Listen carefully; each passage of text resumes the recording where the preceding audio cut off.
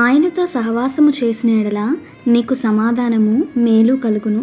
యోబు గ్రంథము 22వ అధ్యాయము 21వ వచనము.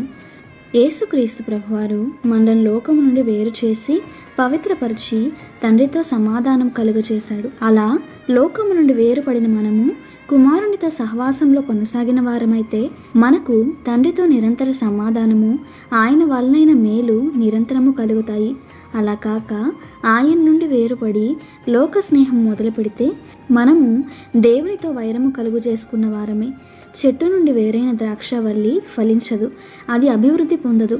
అలాగే నువ్వు కూడా ఆయన నుండి వేరుపడి ఆత్మీయ ఫలాలు ఫలించుట అనేది అసాధ్యము. ఈరోజు దేవునితో సమాధానపడిన స్థితిలో నీవు ఉన్నావా?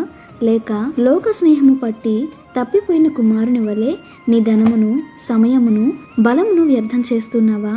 తండ్రి నీ కొరకు చాచిన చేతులతో ఎదురు చూస్తూ ఉన్నాడు. నీవిప్పుడు ఈ క్షణాన ఆయన వైపు మళ్ళుకున్నా ఆయన నిన్ను చేర్చుకోవడానికి సిద్ధంగా ఉన్నాడు. తండ్రి ప్రేమను ఎరిగి కూడా తప్పిపోయాను అన్న స్థితిలో ఉన్నా కూడా నిన్ను చేర్చుకోవడానికి యేసు సిద్ధంగా ఉన్నాడు. వెళ్ళి ఆయనతో సమాధానపడు. ఆయన క్షమించుటకు సిద్ధ మనస్కుడై ఉన్నాడు. ప్రభు కృప మీకు తోడై మిమ్మల్ని నడిపించునుగాక. ఆమేన్.